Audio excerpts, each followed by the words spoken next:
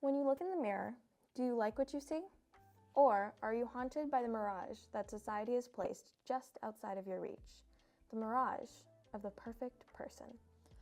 When you look in the mirror, you're supposed to like what you see. Instead, people are turned away by a crushing weight. A weight that is unavoidable, yet a weight that you cannot touch. On episode 3 of this podcast, we'll be talking about a topic that affects everyone but evades everyone: beauty standards. My name is Loukya Vaka. And my name is Quinney. Welcome to episode 3 of Deep Dive Discussions. So whether we like it or not, beauty standards are everywhere. From Chris Evans in Captain America to Jennifer Lawrence in Hunger Games, people can't escape the model of what society considers a leading man or woman. Yeah, so I think in the majority of movies and TV productions and pop culture in general, everybody we see is gorgeous. All the actresses, all the actors, they're all stunning people, and it's so hard to move past that. It 100% is. I mean, I would like to talk from just what I see personally. Mm-hmm. Yes, I see a lot of Hollywood, but I also see a lot of foreign films just because that's how I grew up. And for the record, that's exactly the same type of standard. Yeah. Everyone is gorgeous, except for the people who are meant to not be quote unquote gorgeous. Yes. Because they're either a joke or comedic relief. Or the bad guy. The bad guy. The bad guy is a classic one that they like to make ugly. Or they're going to be having a little glow up that... Yes. And let's be honest, it's really a glow up if it's going to just be, take off their glasses. And straighten their hair. Yeah, give them some contact. Going past all of this, it's not even just looks at this point, it's also personality. I'm so, I guess, intrigued by how so many people can go on a movie or go on a TV show and be like, yes, this person, they're charming, and another bonus, they're gorgeous. So let's just all fixate on that part of the whatever we're watching. A show that I just started watching, and I know it's for kids, but I just started watching the new Disney Plus series, Electric Bloom, and all the characters in it are really they're all gorgeous. They just are, because that's what it is. Gotten used to. But the thing is that the male characters that they have in the show, the way that they're written, they have no thoughts. They have no thoughts. They're just blank slates. They're blank slates. It's kind of like Golden Retriever taken to the next level.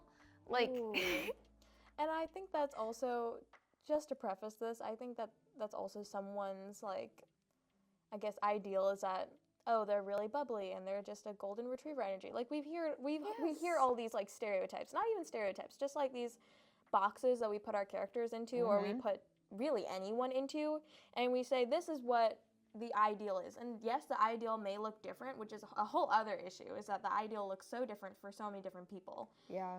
But at the end of the day, the only thing that exists and continues to persist is the ideal. The idea that there is somebody who is perfect. And we've gotten used to these standards even when we don't realize it. They're on our screens and they're just everywhere. I feel like a lot of the times things transition from movies and TV and Hollywood 100%. Onto our personal devices and our personal lives, onto social media and the internet, and that just influences us so much. It's this shift. We see something on the silver screen, and then it somehow makes its way to Instagram, TikTok, other platforms, and 100%. It just it influences us. And even if we don't realize it's from Hollywood, it's still impacting us. And I think that's such an important thing to talk about. So, as we've already established, beauty standards are everywhere, and a large part of that is social media. Today, we brought in a special guest to talk about how social media influences and perpetuates beauty standards. Please introduce yourself. Hey guys, I'm Colt. So, Colt, how do you feel in your life and just in general beauty standards are kind of shown in social media? I think beauty standards are kind of layered all throughout social media, because you see so many people posting these bodies and these things and these lives that no one really knows all about, but it sets a standard, and a lot of times it can root from insecurity and different things. But I think that we have these influencers that are online, and they're posting all these things, and it basically sets this bar for beauty standards, and people see that and interact with their content. How have you personally, if you're willing to share, been affected by social media's influence with beauty standards? So I would say that for social media's influence on beauty standards, just anything on beauty standards in general, I used to be I was 222 pounds, and I think a lot of times that when there's not one certain body type, people try to make online that there's one right body or something. And so when a lot of people obviously aren't going to fit into that for either lifestyle reasons, health reasons, they just don't want to look like that. And they feel like an outcast because they don't look like this one figure online, either for guys or girls.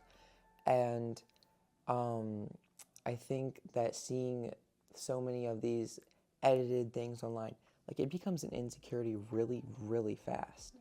And I think my relationship with that is that I definitely lost I've lost 90 pounds after just feeling super insecure online and stuff, I think. I mean, obviously for health reasons I needed to lose that, but I don't think it would have been from the same negative place it was if it wasn't for the online beauty standards we have. In your opinion, is it easy to go away from these beauty standards on social media, or is it even possible? I feel like it's how you curate your own content. You have to really not engage with things that aren't going to benefit you. If you are going down these rabbit holes and stuff and you're going to keep liking them, you're going to start feeling more insecure. It's going to pop up more. That you kind of have to establish a healthy relationship with any social media. And that's what kind of prevents you from going down that rabbit hole. Yeah, 100%. Thank you so much for being here. Yes, thank you for joining us today, Colt. Yes, of course. So social media and pop culture are just major causes of society's beauty standards, but we also have to ask a really important question. What effect do they have on people, the real life individuals who are just sat behind screens and just taking all of this? I think for me personally, the whole portrayal, the whole ugly duckling trope in a lot of rom-coms, where Don't we know it well? where the girl has glasses and crazy hair and wears baggy clothing and stuff, has and then she gets her glow up all of a sudden, just takes her glasses off, straightens her hair, and wears something that's more appealing to other Quote, people. unquote, appealing, yes. And maybe she feels and normally the character does feel confident in what she's wearing, but at the same time, it's she's changing her appearance for other people. Yeah. And let's think about it this way. That's how she's written. how Whoever we're she's talking written. about, that's just how they're written. If they're confident, if they're not confident, that's what that's what the movie's trying to give you. They're giving you what they want you to feel. And this whole character trope that's so prominent in rom-coms. I'm a huge rom-com person, and I've pretty much grown up watching this trope. Princess Diaries was literally a show that I watched constantly with my mom. And so when I was in 2nd or 3rd grade, I got glasses, and my hair is kind of messy. I don't like doing my hair. I don't see the appeal in that for me. It's not my thing. I totally understand if you love doing your hair, good for you, but that is not my thing. Right. And so I don't like doing my hair, and I also love wearing sweaters and baggy clothing, and so I've kind of always been on the pre-glow up side of the ugly duckling trope, and that's just been who I am. And a lot of people have asked me hey, why are you wearing glasses? You could wear contacts. Because I do have pretty thick glasses because I am blind as a bat. But people have come and they'll be why are you wearing glasses? And the glasses are kind of just a part of me. I can't imagine me without my glasses. My glasses are a part of my vibe. They're a part of my outfit. Yeah, and that's your choice.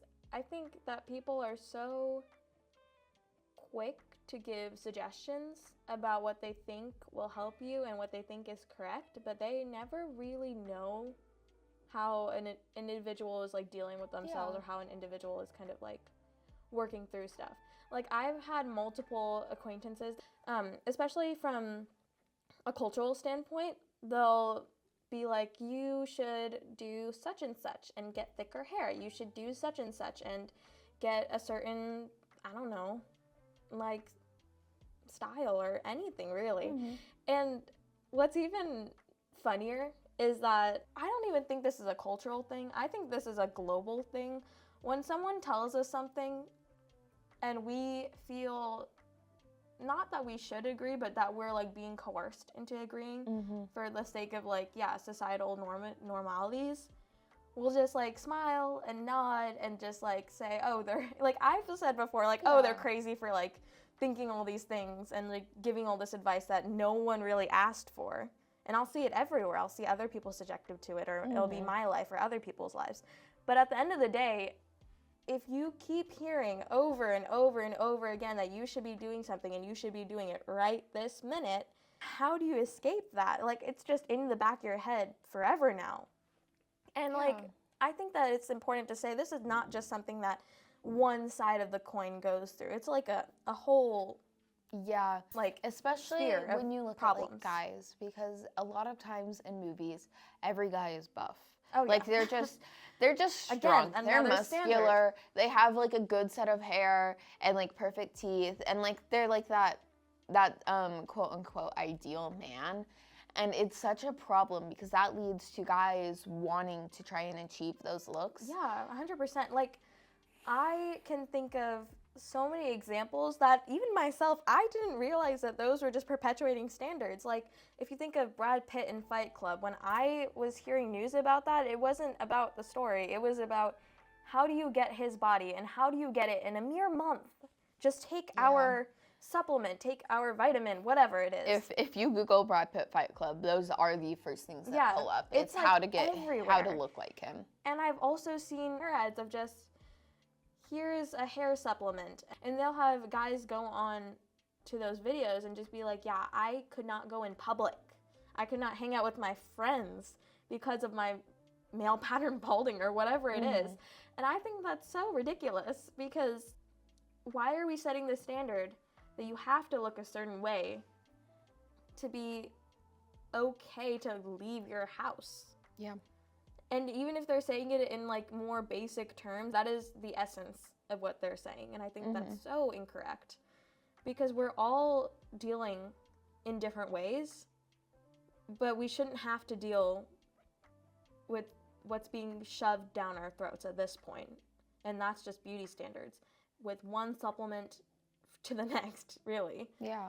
So how do we change this? How do we help young girls and guys to see the beauty in themselves and to look in the mirror and feel good about what they see? I think the answer is very simple and very ambiguous. It's love yourself, something that's very much preached, but not very practiced. Yeah, I think a lot of people really struggle with understanding that the phrase love yourself applies to yourself. Oh yeah, I think a lot of people can kind of see it as a reward, as something that they have yet to achieve. Yeah. Which is, again, perpetuated by the standards they see. It's very simple, really. It's beauty is subjective. Yeah, that's what we need to know. I think that's the best way to remember that it does apply to yourself, and the best way to escape that mindset of, hey, this is what beauty looks like. Yeah, and for me, it takes every single minute of every single day to kind of just remind myself, whether that's passively or actively in the mirror, to give myself a little grace and tell myself that every day brings about change, and every day is another day that I should be grateful for what I am.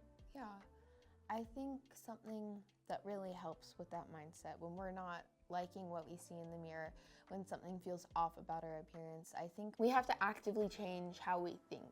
From I don't like this feature to I love myself no matter what I look like. Yeah. And I'm going to keep working on myself and working on who I am to accept and love myself for who I am. And this seems so utopian in a way, Yeah. but it really should not feel that unattainable. No. It should not be unattainable to love yourself just a little bit more, because let's be honest. At the end of the day, beauty standards are not going to vanish overnight, or possibly ever. But that doesn't mean we have to spend our lives chasing an ideal that's never really existed or that's achievable or even really matters. At the end of the day, it's not about who looks best, but about how can I accept myself and others a little bit more each day. Once again, my name is Quinney. And my name is Loukya Vaka, and this is Deep Dive Discussion.